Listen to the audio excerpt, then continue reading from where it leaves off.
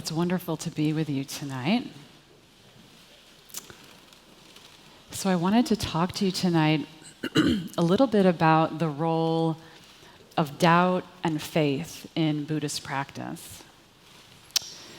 So doubt is a topic that comes up with some regularity. It's one of the formal hindrances to the practice that you sometimes hear about and hear talks on.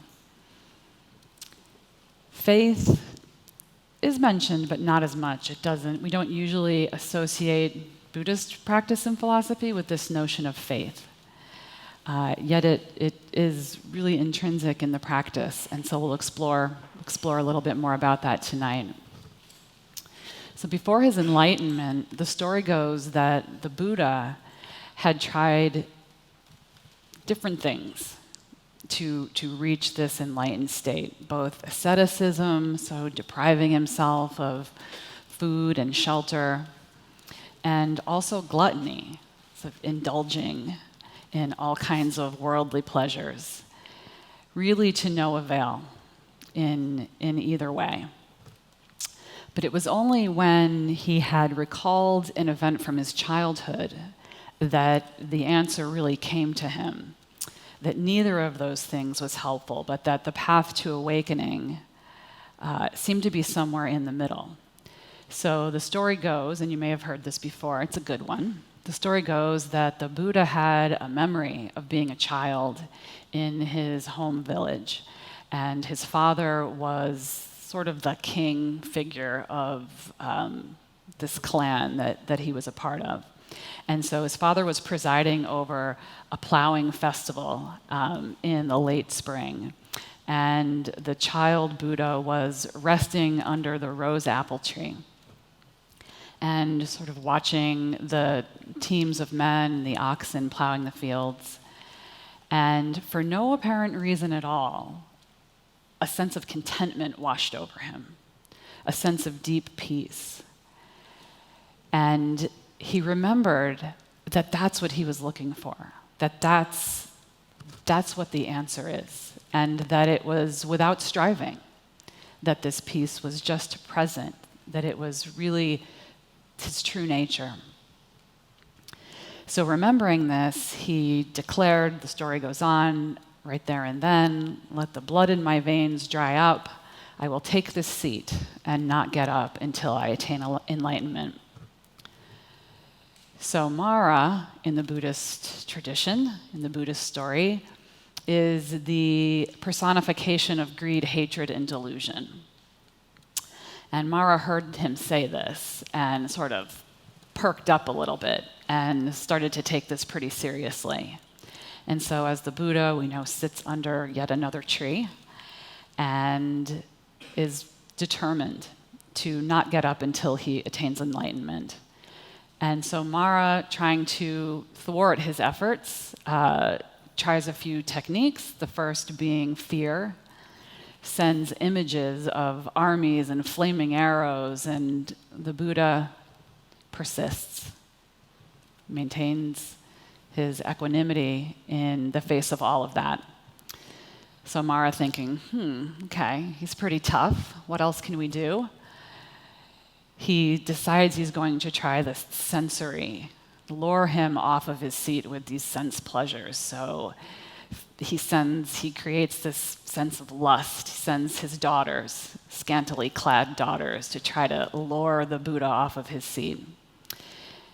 And when that doesn't work either, Mara's getting pretty frustrated at this point. And so the ace that he's got up his sleeve is doubt. So he confronts the Buddha with the question, who do you think you are? What right do you have to be enlightened? What makes you think you're so special?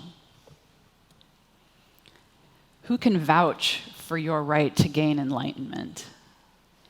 And it's at this point in the story that the Buddha places his hand down and calls upon the reinforcement from the earth to bear witness to the fact that he had practiced to perfect the 10 paramis in his previous lives. Generosity and virtue, renunciation, wisdom, loving kindness, equanimity, there's a few more. And he stays on his seat and doesn't let those accusations really unmoor him. And it's at this point that he becomes fully enlightened, this sort of last test of doubt. So the question becomes, well, why did he take an action for doubt and not for fear and sense desires? Why did he ask for help for doubt? And I think the answer is pretty simple, because it's the hardest one. It's the most insidious, for sure, and also potentially the most transformative, which is why it's really worth exploring the way this notion of doubt really takes root in our own lives. We've got doubt in our own goodness, our own abilities, our self-worth. So many times a day, if we reflect back, I'm sure we can come up with just thoughts that arise out of our conditioning. Do I deserve this? Who do I think I am? Should I even be up here teaching? What do I have to say? What do I know that you don't know? This sense of doubt, it's pretty pervasive, and it tends to fly under the radar. So we don't often see it for what it is. So if we explore, where does this undercurrent of doubt come from?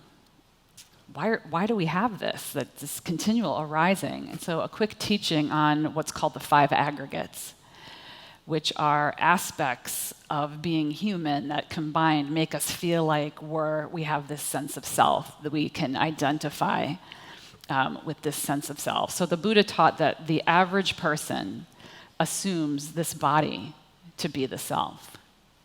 The average person assumes that their feelings in any given moment are the self. The same with their perceptions of how things are, their thoughts, their consciousness. And that we suffer when we believe that. We suffer when we believe that this physical body is who we really are, or that our thoughts are true. Our perceptions, the way we believe and think about things. So instead of seeing the true nature of things as not satisfactory, these are sort of the truth of the way it is, the capital T truth in Buddhist practice. Things are kind of unsatisfactory. You could say their suffering is part of being human. You could also say that things are always changing, right? Nothing stays. When it's just like we like it, the next thing we know, it's gone. And that this solid sense of self is really also always changing and can't be relied upon. So we believe that something's mine when it isn't. So this is called Sakya Ditti, this notion of self-view, that we're confused into. Most of the day, we go around really not questioning our reality and the things that happen to us, and our thoughts and our decisions kind of flow forth from this mistaken notion of self-view. It's kind of a trick that we know things are going to change. The seasons change, and we see change all the time, yet there's part of us that really doesn't want to believe it. Thinks that we can finally get things the way we want it and we'll be done. We're finally going to find the right job, the right partner. We're finally going to get the right dog. People in search of, oh, well, that dog. No, that's not the right dog, but then there's the right dog is out there. This kind of comes up in my life when it comes to mowing the lawn. So I really like a nicely mowed lawn, complete with the trimming, right? And when I'm done mowing the lawn, the lines, sort of like the vacuum lines for some people, for me it's the lawn and the lines, and I sit back. I like to do it at a diagonal. It makes kind of a nice design. And I'm so pleased. Everything is very satisfactory to me when the lawn looks good. And then a couple days later, it doesn't look so good anymore. And now that my 13 and 14-year-old sons are mowing the lawn, it's really hard for me. It's often unsatisfactory. But there I sit thinking, nothing stays anyway, right? It's just going to grow again anyway. So we think we should be able to control things or fix things. And when that inevitably fails, this can be where that sense of not good enough creeps in. Can't fix it, can't control things. And instead of looking at that with what we call right view, seeing it just for what it is, we often lapse into this self-view of, if I just tried a little harder, next time, I think, I'm going to set the blade even lower on my lawnmower. Then it won't grow as fast, right? So there's always some solution, even though we know, this is just the way it is. We can't really ever have anything that stays. So this notion of self-view kind of snares us into believing, and over time, we compound these beliefs into suffering. So our mind, we tend to go through life like we're watching a movie, how we can really get absorbed into the scene. It's almost like we're part of what's happening when we're watching a movie. If it's scary, our heart rate increases, even though we're not the ones in the war or whatever it is that we're watching, the dinosaurs attacking. If it's sad, we cry. Emotion, empathy, connection kind of arises as if we're really in it. Then the movie's over, the credits are rolling, and we kind of snap out of it like, whoa, where have I been for the last 2 hours? That tends to happen in our everyday lives too, with this practice, when we take these pauses to say, what is real in this moment?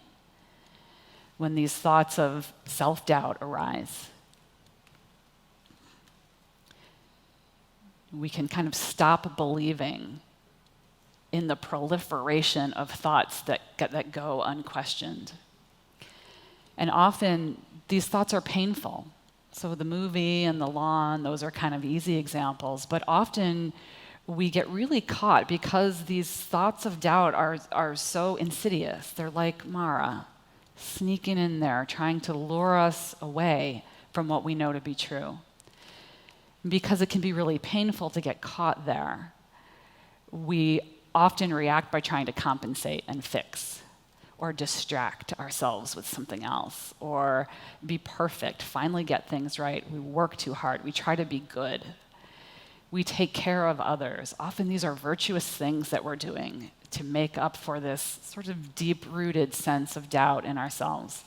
We get involved in social issues and get really intense about our exercise regimen or our eating habits, which are not bad in and of themselves, but these are just some of the ways we compensate. Other ways are not so good. Drugs and alcohol.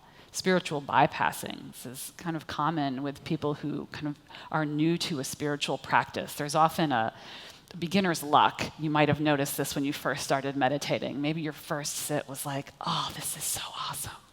And then the next one, wait a second. What happened? So we can bypass and think, if I can just get to the place where it's all empty, it will all go away. I won't have to feel it. So we skirt the edge of things. And when these things don't work out, again, as they inevitably don't, our perceived failure often goes unquestioned, and we keep re-upping this feedback loop, which is when our doubt and our failure can morph into shame. So it's almost like they can knit themselves into the fabric of our being really imperceptibly. And while shame is an emotion that the Buddha didn't specifically talk about directly, it's evolved in our culture so that it's a little bit of a quiet epidemic of no one really wanting to share their deep-seated doubts and the places where this really difficult quality of shame resides. So the researcher Brené Brown says that shame corrodes the very part of us that believes we are capable of change.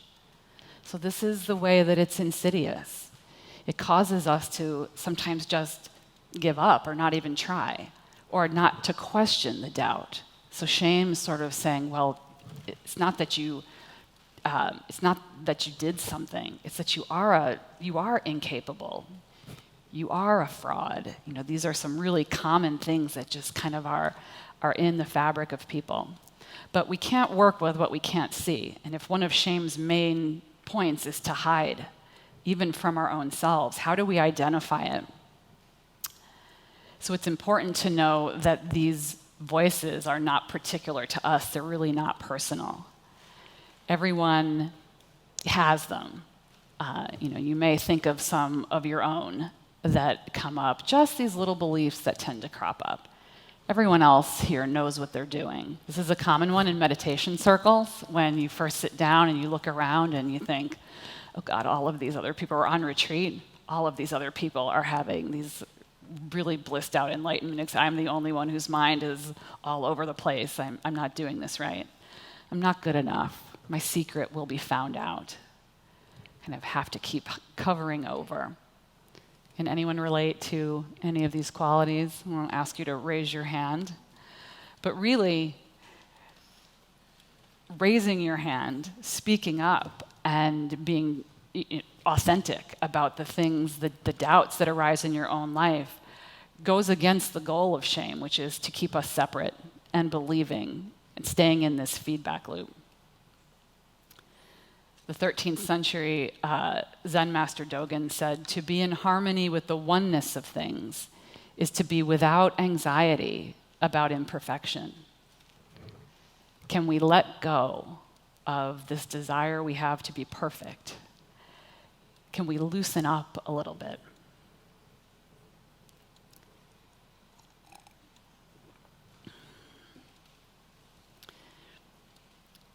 So something that happens that's also a little insidious is that when something happens over and over, repeatedly, it takes on the appearance of being solid. And we can't see the component parts when something happens over and over. It's really hard to see the component parts. But it reminds me of the time I was on one of those little prop planes, and I was flying into a really beautiful destination. So I got my camera, I leaned out the window, and I took a picture. And I looked at the picture, and have you done this? The blades they're like individual blades, even though when you're looking with your eyes, it doesn't appear that way. There's something about the photo that shows up as just these individual blades of an airplane. It's an illusion. And our neuroses and our doubts are kind of like those blades of the airplane. If they keep going fast enough and we keep believing them, it appears to be this solid thing when really it's an illusion. They really do come and go. And when they go, they're not here. So often we find ourselves with a lot of confidence. We're not always in this place of doubt about ourselves or about our practice. Is often how the Buddha teaches about this topic of doubt. So we can start to see those thoughts of doubt and shame for what they are. It's almost like a superpower when we realize, oh, this isn't real, this is an illusion. I'm stuck in this train of thought that's keeping me from trying new things or growing, usually.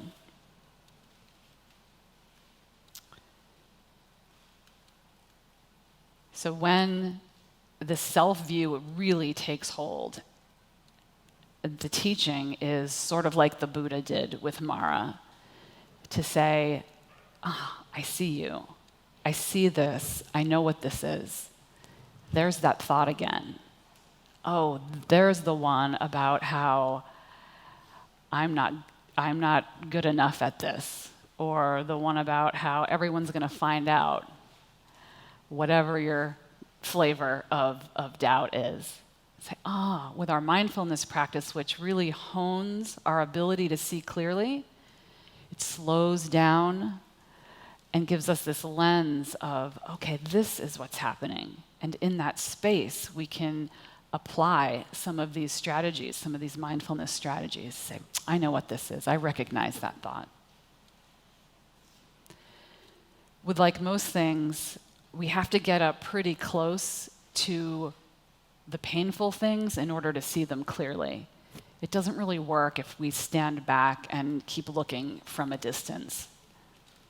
It takes courage to be on this path of awakening, which is why I really acknowledge that you're here, even if it's your first time or if you've been coming here for years or engaged in this practice for years. Every single time we sit down, close our eyes, and we have this intention to stay on the cushion no matter what happens and be with our own experience. It's a very courageous practice.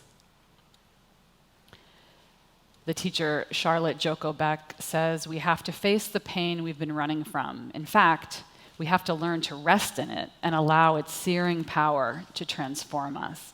It's really this close proximity to the difficulty that allows us to transform it. So how do we do this? What's the teaching? What's the practice that we can really use as a ballast to these really human difficulties we have of self-doubt? And so this is where wisdom and compassion come in, and faith, which I'll get to in a minute. But to begin, wisdom and compassion, I look at them as sometimes they're the two wings, or I like to look at them as two oars. I'm in a rowboat when I think about wisdom and compassion. They have to go together. You need both of the oars, or you end up kind of going in a circle in your practice. It becomes lopsided. So compassion, as we know, is a heart practice. It connects us. It's the acknowledgement that it's really hard to be a human being. This human life comes with a lot of ups and downs, a lot of uncertainty. And compassion brings a sense of caring, a kind caring toward ourselves. So self-compassion is where we really need to start. We need to acknowledge our own difficulties, which then leads us to seeing the interconnectedness of things, seeing that my suffering is your suffering and your suffering is my suffering. Compassion to suffer with.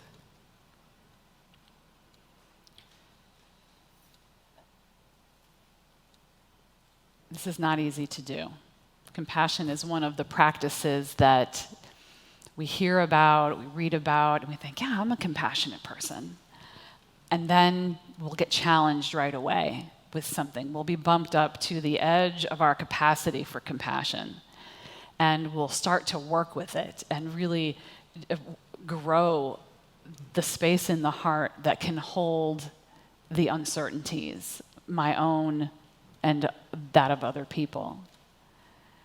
But we really need to stick with this one because our tolerance can be pretty low. Pema Chodron is famous for saying that as a species, should never underestimate the low tolerance people have for discomfort. Forget suffering, discomfort.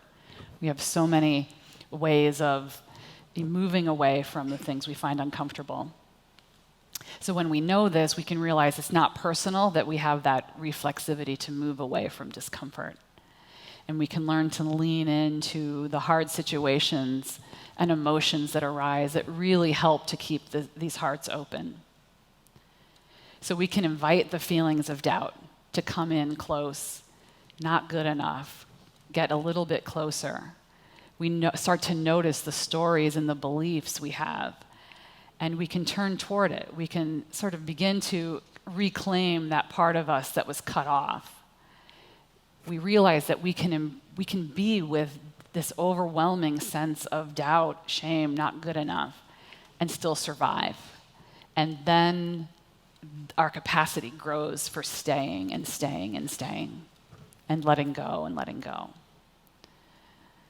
So wisdom, on the other hand, or on the other oar, is something that arises that we associate with the mind. Wisdom arises as sort of an intellectual capacity, a mental practice. And while the cultivation of compassion, like I said, grows over time, freedom from identification, which is what wisdom is, really seeing the truth of how things are, that can arise in an instant. So it's said that 10,000 years of darkness can be dispelled by one moment of light. Each time we come back, just like the Buddha did under the rose apple tree, to that sense of, peacefulness, contentment, even in the midst of things that are going on. We know that our practice has really taken root. And wisdom also has this quality of our external circumstances don't change, but we see it more clearly. So we're not taken in, we're not fooled by the different things that the Mara in our own life throws our way to try to get us off of our mark. It becomes sort of like the Wizard of Oz. It's all smoke and mirrors. You can pull back the curtain and see that it's just a little man back there dangling these things in front of us. And we learn that ultimately, what we're longing for isn't the freedom from these thoughts of doubt and shame and discomfort. It's the absence of fear that habitually arises with them. So that's where the freedom comes from, not from our external circumstances changing so that the bad things don't happen. It's that we have cultivated a heart and mind that can stay no matter what's happening without the fear arising. So we need to balance these two. We need to row with both of these oars. Too much wisdom, and we can really bypass the emotional piece of being human. Too much compassion, and we can really get consumed with the drama of being human. So this kind of takes us to faith, which is another ballast for the difficulties of life. And so in Buddhist teachings, a discourse on doubt is usually connected to some notion of faith, which translates as the offering of our hearts. It's really lovely. Not the way in the Western world we typically think of faith as something external or something that we have to believe in that's outside of our own capacity. Sometimes we take comfort in that we're not in charge. It's something external. And in Buddhist practice, it's quite different. Faith is not presented as something that we don't intrinsically have, but rather as an unfolding. As we grow in a real understanding, we get a lot of experience with this practice, and really no matter how long you've been practicing, just even, a few weeks or a month or 6 months, you're starting to see the fruits of your practice. You're starting to see less reactivity. You're starting to see the recognition of how things are. And this is really the kind of faith that is a positive feedback loop for your practice instead of a negative one. And as this understanding grows, our faith grows.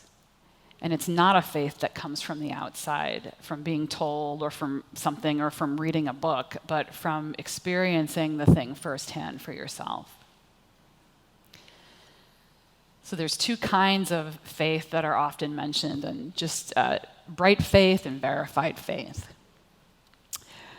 Bright faith is described as a door being flung open, like seeing something for the first time, falling in love. It engenders this incredible, spontaneous joy. And this is often how we feel when we first discover meditation practice. I mentioned that beginner's luck. That, I finally found the thing that's going to be the answer to my prayers. People have been telling me to try meditation forever, and now, it's so great, it's awesome. You're telling all your friends, you should take this meditation class. This teacher is awesome. And then it kind of dissolves. This type of faith is considered to be very unstable because it's dependent on external conditions. It's dependent on your meditation going well that time, right? I can't tell you the number of people who have said to me, you're a meditation teacher? I tried that once, it didn't work, right? Sort of based on something external, not grounded in a deep internal experience. And it's very easy to get attached to bright faith, sort of blind faith. So verified faith is really what we're looking for. This is grounded in our own experience. We come by this kind of unshakable faith when we encounter a practice, a notion, a teaching, and we don't skip right to believing it is true. This is really, I think, unique about the Buddhist teachings. We take the more rugged path of examining it, testing it out, practicing it, seeing what outcomes we get as a result for us personally, because everyone's path is different. And this results in a faith that's unshakable, this verified faith. It's rooted in our body and our cells, and we're not moved to defend it. This is another sort of test of true faith, that it's not something if someone disagrees with that you're, going to have to defend in some way. It's very simple. It also means we're not attached to it lasting forever, that things change. We're open for the arising of new information that we can also test out. We're open to letting go of things that are no longer serving us. So this is a way of evolving our minds, of really waking up.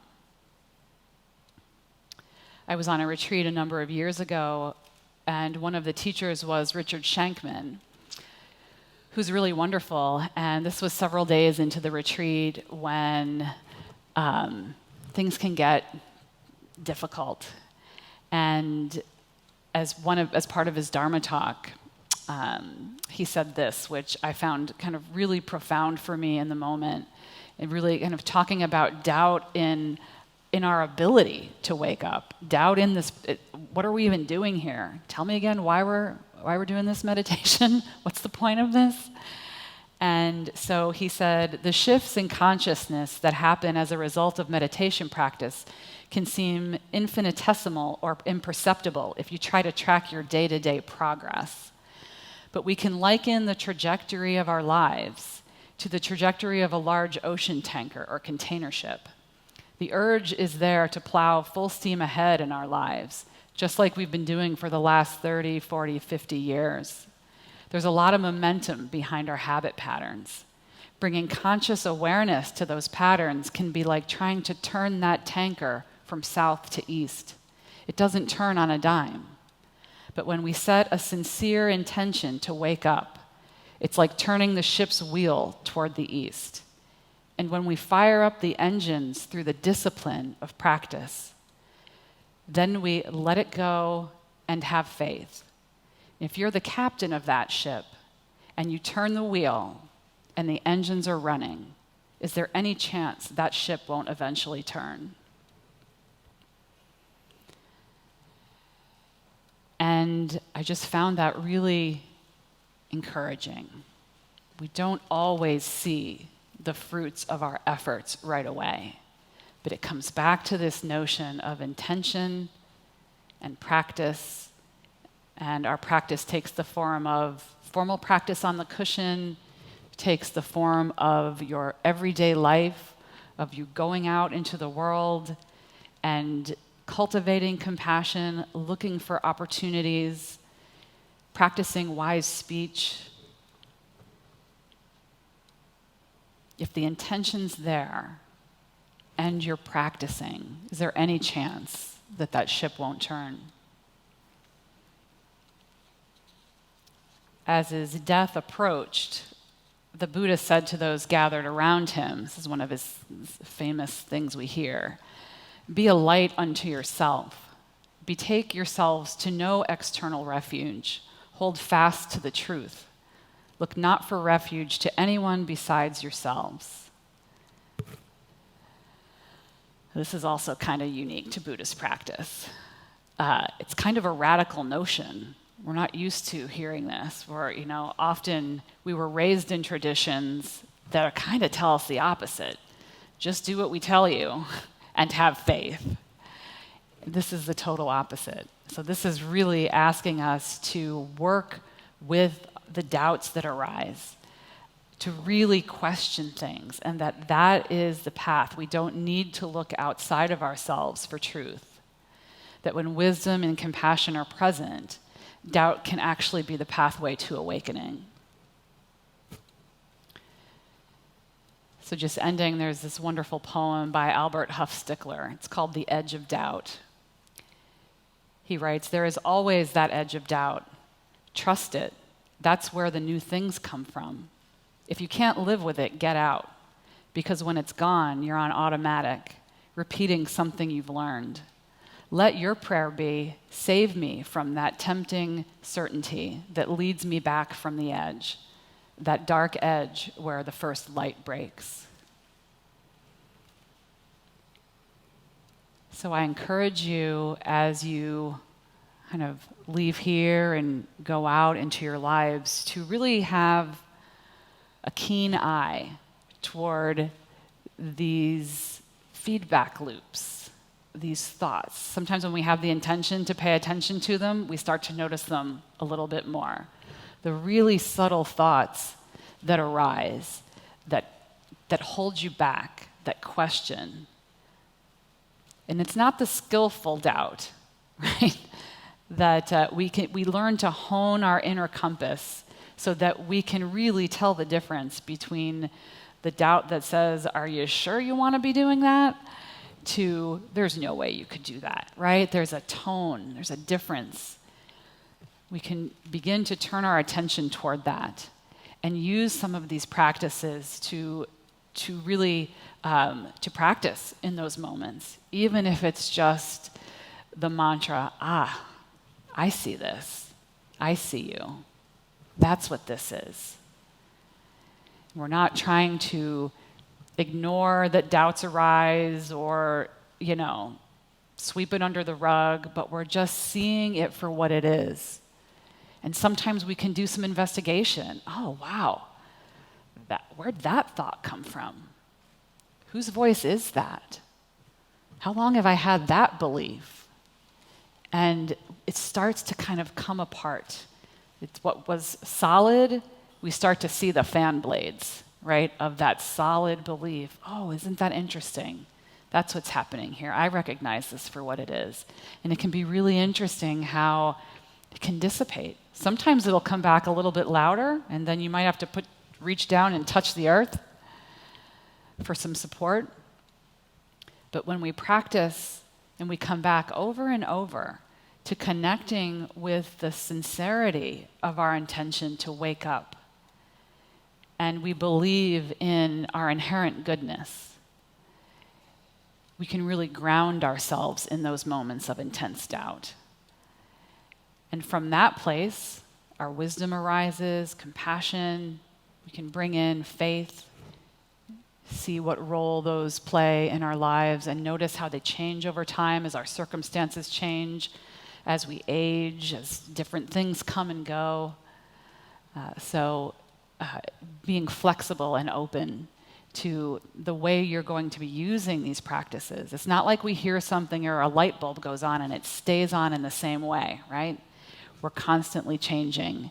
And if we're open to going with the flow, we can see, again, it's that inner compass when it's time to make a change, when it's time to let go of something old and bring in something new. So I hope that's helpful for you tonight, this role of doubt and faith and wisdom and compassion. Thank you.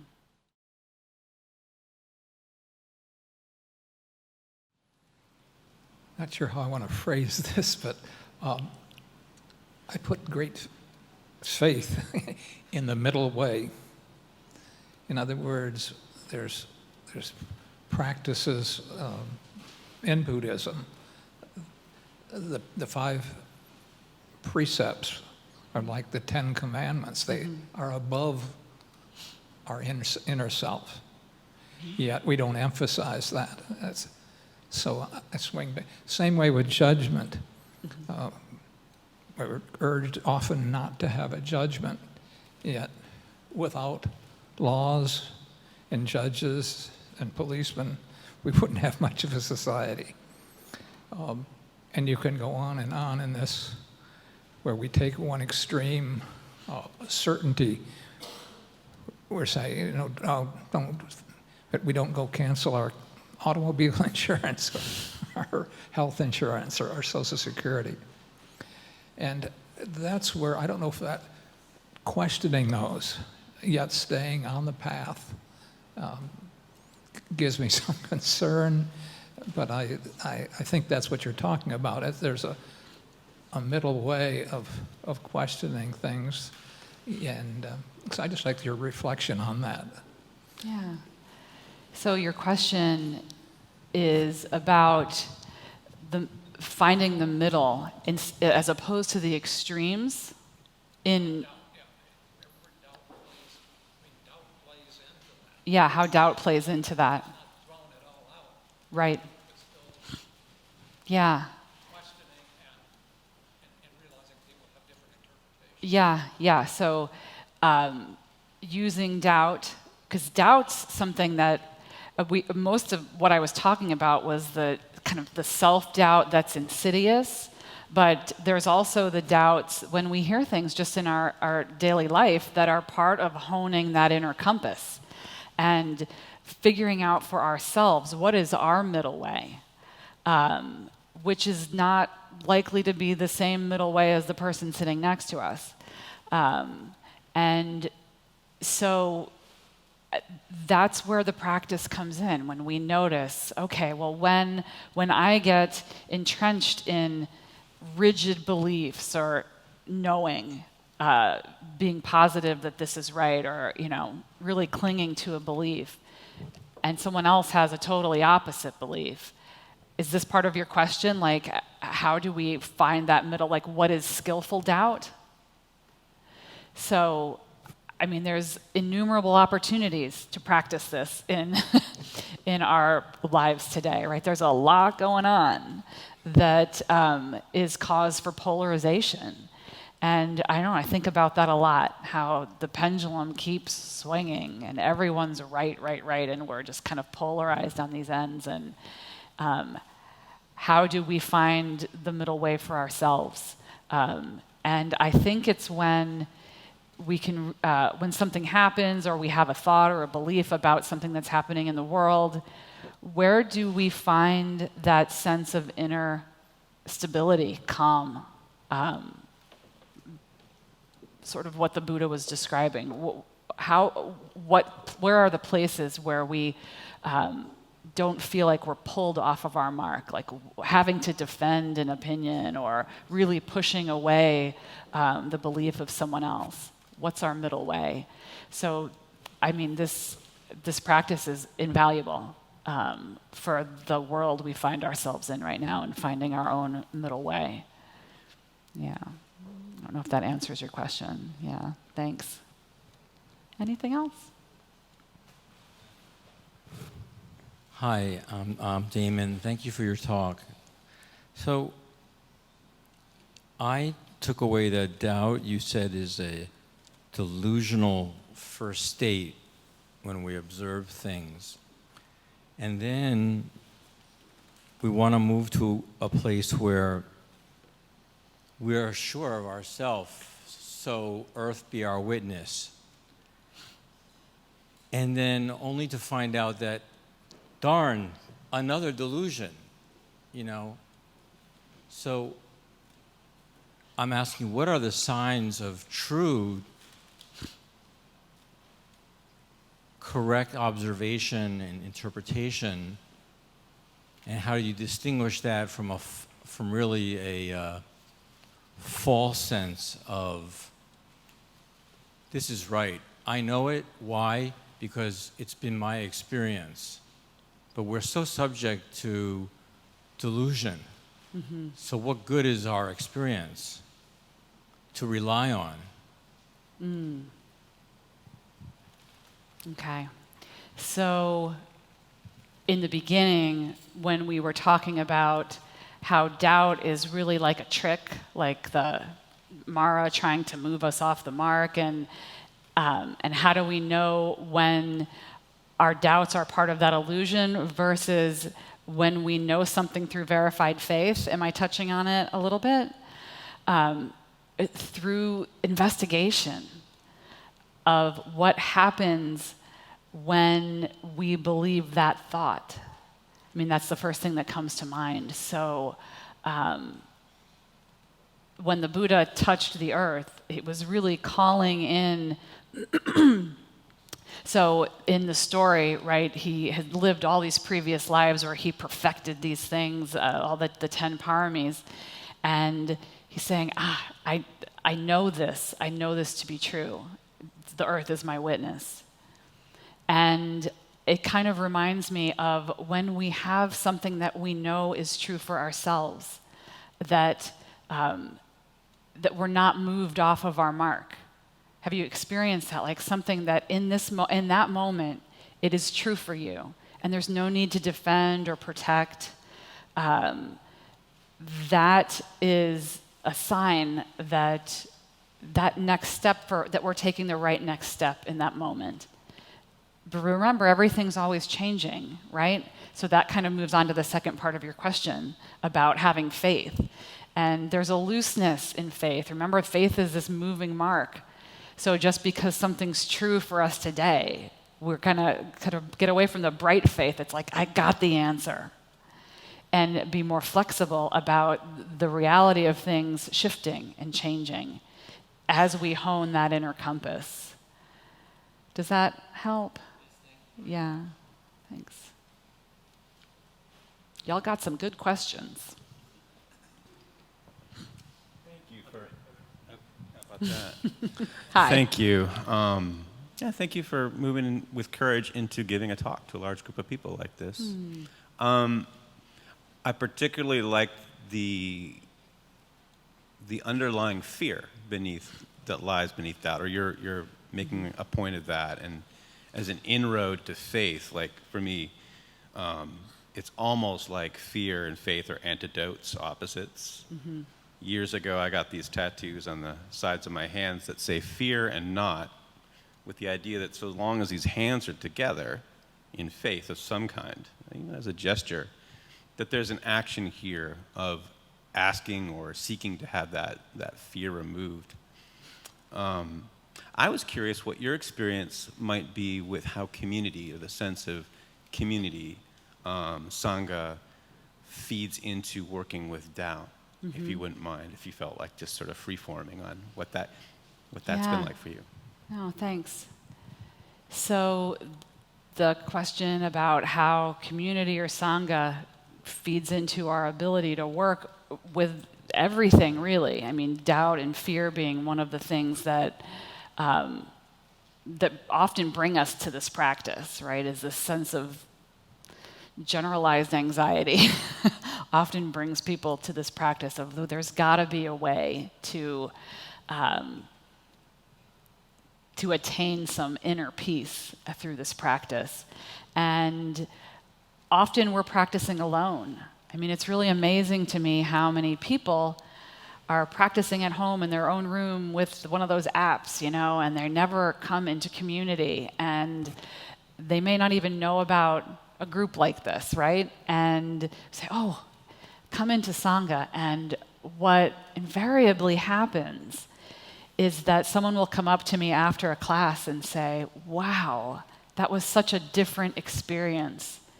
Even though we're all sitting there with our eyes closed, we're not even interacting, but just knowing that there's people to my left and my right, and we're breathing together, and I feel the support of that Sangha, of that community. I don't even have to share what's going on with me. I just feel the support. I feel the interconnectedness. And I can walk out of there and not say a word, and I just feel buoyed by the energy of practicing in a group. So the Buddha taught that Sangha is the whole of the holy life, that it is through practicing in Sangha and living in community that we get a chance to, that we really can put our practice into, it's this interconnectedness and relational Dharma that we can practice in Sangha. So where doubt is concerned, often our go-to when we doubt something or we doubt ourselves is to go to someone else and say, what do you think? Can you give me some advice about this doubt that I have? And, if it's a good friend, they'll say, oh, don't believe that, you're awesome. And that's not always that helpful, is it? right? So I think that a spiritual community, a sangha, is really the support that comes is often unspoken. We don't need verification from others. The support comes in just in the listening and in insight dialogue, the ability to be heard and not fixed. And so, if you are one of those people who does most of your meditating at home and maybe comes to a group like this every now and then, I encourage everyone to find a KM group, a Kalyana Mitta group, which IMCW has many of, as yet another circle of Sangha, where everyone is just on the path, this courageous path of waking up moment to moment to moment. So really important. Yeah, thanks. We're just about out of time. Anything burning? Yes. I understand that you work with... Oh, there's a microphone, yes. I understand that you work with young people, or have done so. And I'm wondering what you say to persuade young people to try meditation. To try meditation? Yeah. Yeah. So I do sometimes work with young people, and I live with young people. And it's really interesting how the younger they are, well, there's really a sweet spot for teaching mindfulness to children. And it works best when you don't call it mindfulness, but you just sort of emulate and you kind of lead by example with introducing the really simple practices of feeling your body and noticing your breath and having a quiet spot that you can come to, that you can access at any time during the day, that it's really the superpower. And I even told you guys it was a superpower. So that's like not just a kid thing. Being able to see clearly what's going on here, to connect with their compassion. So the place where I work, the Insight Shop in Vienna, we have classes. Right now they're going for 4th and 5th graders, 6th graders, middle school, and high school. And it's just really fascinating how the different age groups respond to the class.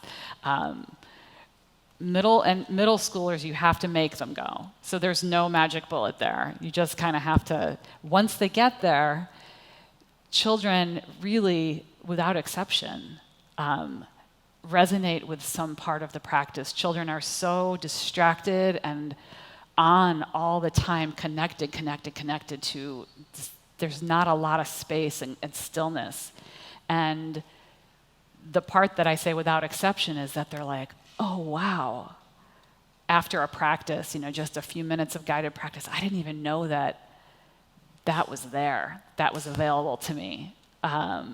So, that's tragic in some sense, but also kind of heartening. But the teens, they like it in their own way.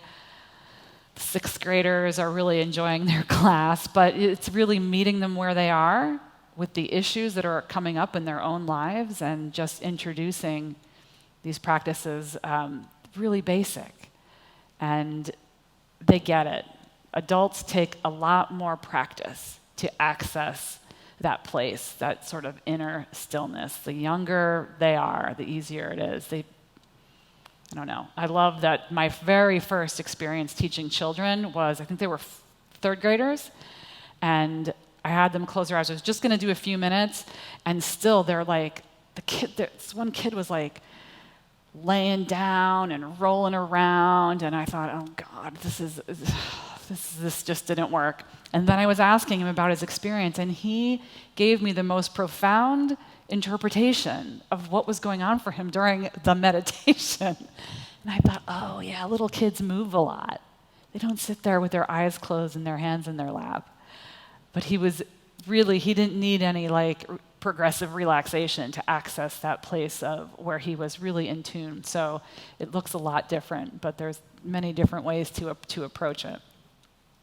The earlier, the better, right? Yeah. Well, I want to thank you for coming out in the rain. Yeah, braving the wet roads. So be safe on your way home, and thank you so much.